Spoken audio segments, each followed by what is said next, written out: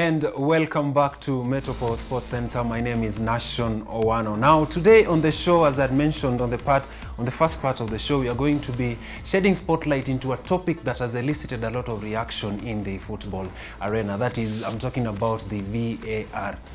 Since the introduction of the VAR, there have been a couple of major decisions that have made in terms of awarding goals and some fouls which have gone unnoticed. And joining me on the show today is Derrick Ntege, all the way from Uganda. Derrick is the administrative consultant for the Ugandan Swimming Federation, and you're going to be talking about matters the VAR. Well, Derrick has done his thesis in the VAR, just trying to understand or trying to investigate whether the effectiveness of the VAR in football.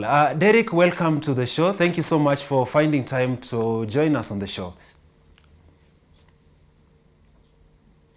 It's a pleasure being here, Nash, and talking about one of the most debated or contested topics in sport, which is the VAR, the video assistant referee. Mm-hmm. I did my thesis on it, as you've just mentioned, and I unpacked or uncovered a lot of interesting information in regard to the VAR. Mm-hmm. I know at the moment it's still baby steps for it, but there's more questions than answers.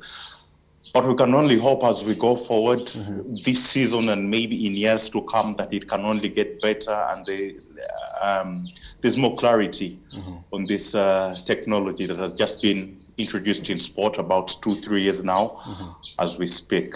Okay. Now, Derrick, before we delve into the major topic of the day, well, rumor has it that you're a Liverpool fan. Are you impressed by how your team has performed so far in the league?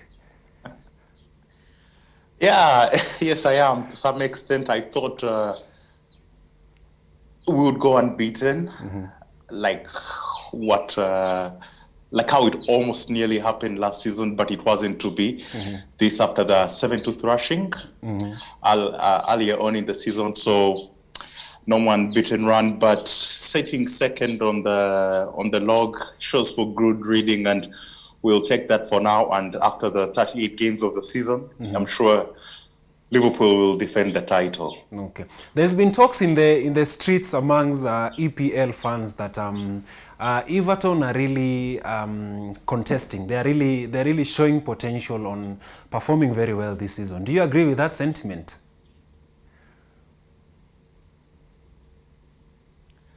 I mean, it's only early days. They have a very good manager in Ancelotti. But the million-dollar question is, can they last the distance? I don't think so. The injuries are going to kick in because now it's fixture after fixture, game after game, and this is taking a toll on the players. I think James Rodriguez is out as we speak.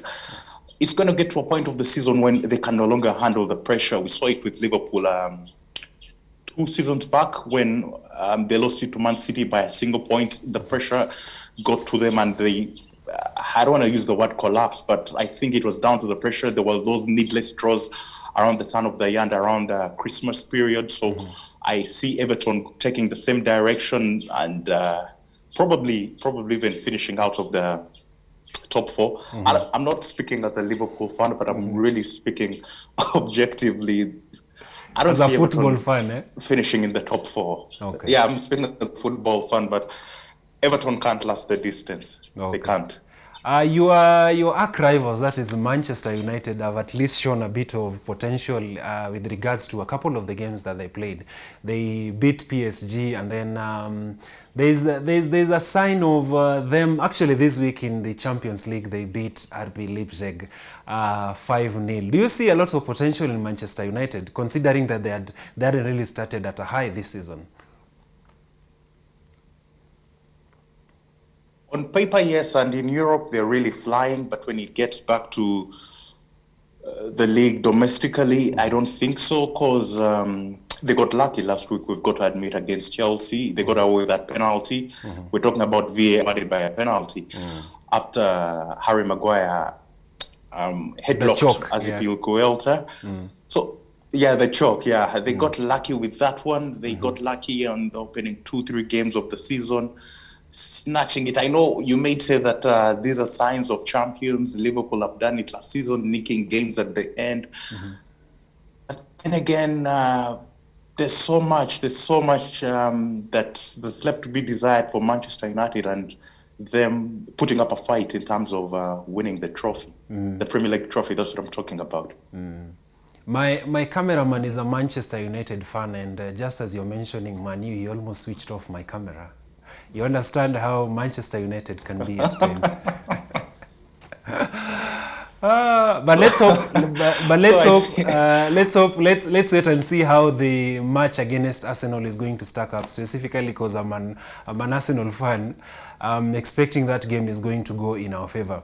Now, earlier you'd mentioned something about the foul that went unpunished. That is Harry Maguire and Harry Maguire's choke right at the center of the penalty. Maybe now I think it will be the right time for us to talk about the VAR. Maybe you could talk to us about the scope of your study and what probably inspired you to do the study on the VAR. One, I'm a football fan. Two, there's so many questions and answers that are out there in regard to the VAR. So much confusion. It was introduced so that it brings more clarity, more transparency, fair between players and maybe the referee. But I think it hasn't achieved all that. It hasn't ticked all the boxes, because you would think with the VAR, we wouldn't see players like Harry Maguire doing the kind of taking the kind of decisions they're taking on the pitch. I mean, headlocking somebody, that's a no-no. That shows there's no respect or fair play between the two players. And then the highlight of this season has, of course, been it came in the Merseyside derby, Everton, Liverpool, when Pickford went all out on Van Dijk and ended his season. Yeah. I don't know. They haven't put a time frame to his injury, but he's out for the season now, I think. And the referee has the opportunity to have a second chance, to have a second look at that incident or particular incident in the game, but still doesn't do it. Pickford gets away with it with a red card. So there's still a lot to be desired, because last season maybe he could have gotten away with it. That's the referee, because the pitch side monitors were there, but they're not being used. He was relying on the VAR. But now, even when the pitch side monitor is there, they're not using it. So you ask yourself, what's going on here? I mean, you've got to have a second look at it. But then again, entirely, I don't think you should blame the center referee, because there's the VAR. There's a whole team of referees there who get the opportunity to look at these incidents all over and over again and make the communication in the referee's ear. And they're still not doing it. So you ask yourself, it. Are they still trying to come to terms with it? Was it introduced too early in England?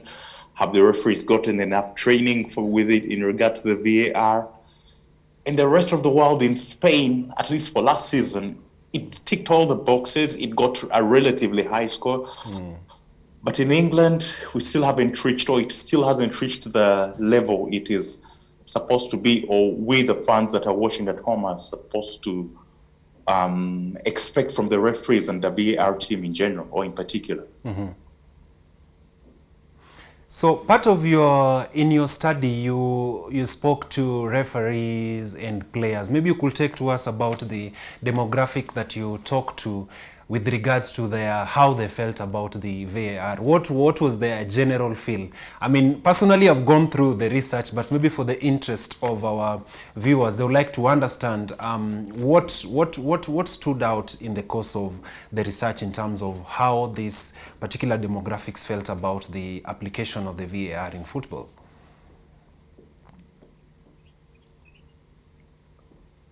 Yeah, you've talked about referees and players, but I talked to journalists as well. And the general view is that the referee is losing the power, because we all know and omega on the football pitch, but then now referees' decisions are being questioned more and more. You see, when a player commits a foul, he'll signal to the referee that go and check it out on the VAR, and you get the feeling that the referee's powers are waning by the day because of the technology that has been put in place. The referee is losing trust. The managers are losing trust in the center referee because they know there's a second view the referee can have.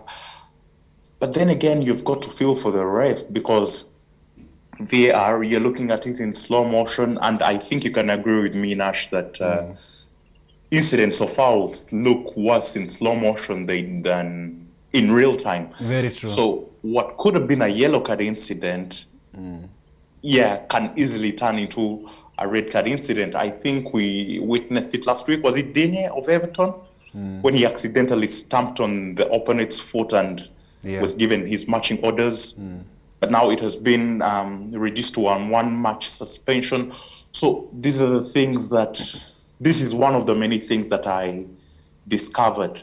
And then also they felt that there's no transparency because unlike in rugby, because the discussion is between the referee, the center referee, and the VAR, right? So fans will, at least those of us on TV, would like to be put in the know, the discussion that's happening between the center referee and the VAR. But on the players' bit, I found out that there's respect now. There's much more respect between the players. Well, say for Harry Maguire's incident last time, you see there's no more simulation. No, that can get somebody sent off.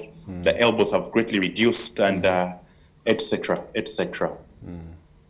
Okay. Probably there is a very burning question that usually most of the football fans that I've interacted with are usually raising. They are saying that the introduction of the VAR into the league has sort of killed the excitement in football, because you realize, especially if a game is of high intensity or of high expectation, and then all of a sudden that whole intensity is brought to a halt because of a decision by the VAR. Do you agree with that sentiment?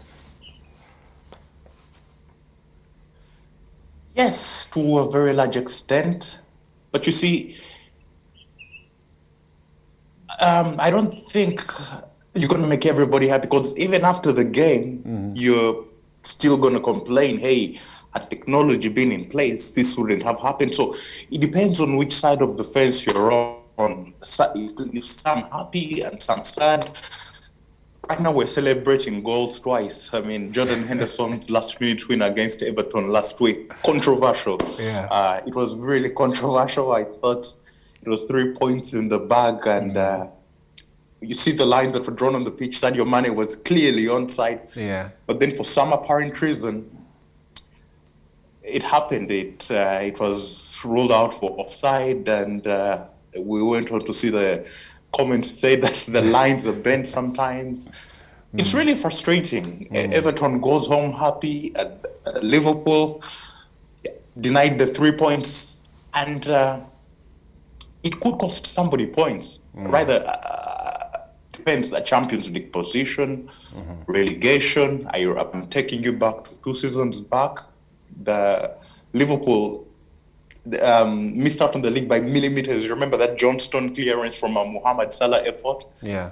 It was at Etihad. It was the Etihad Stadium. So I think with the technology, we're taking a step in the right direction. Yeah, the controversies, yes, are there, but it has, to a certain degree, brought about the fairness that we've much longed for in the game. Okay. So as we finish the first part of the show, a very quick one, your take on what's happened between Van Dijk and Everton. What will be your take on that? Just quick one. Do you think Pickford ought to have been sent off?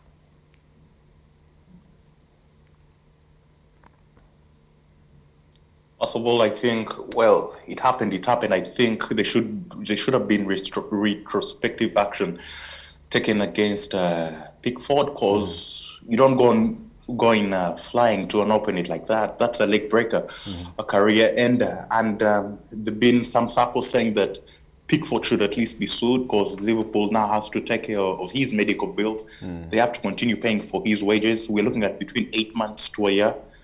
They're missing not just the best defender, but probably the best player in the world. You can imagine how tough it's going to be on them. But they've got to pick themselves up, dust themselves up, and go again like the champions that they are. Okay. I know Joe Gomez has his work cut out. He's got to mature really quickly and fill in the void left by Van Dijk. But I think Pickford should have faced retrospective action. Okay. And this should as well be a lesson to the other players as well, that if I get away with it on the pitch, there's retrospective action that will be taken by the powers that be. Okay. We'll be talking about the impact of the absence of Van Dijk after the break. So I'll be seeing you after the break. Now with that, we take a short commercial break. I'll be back again with Derrick and Ntege as we put into perspective the whole issue of the VAR in football. See you after the break.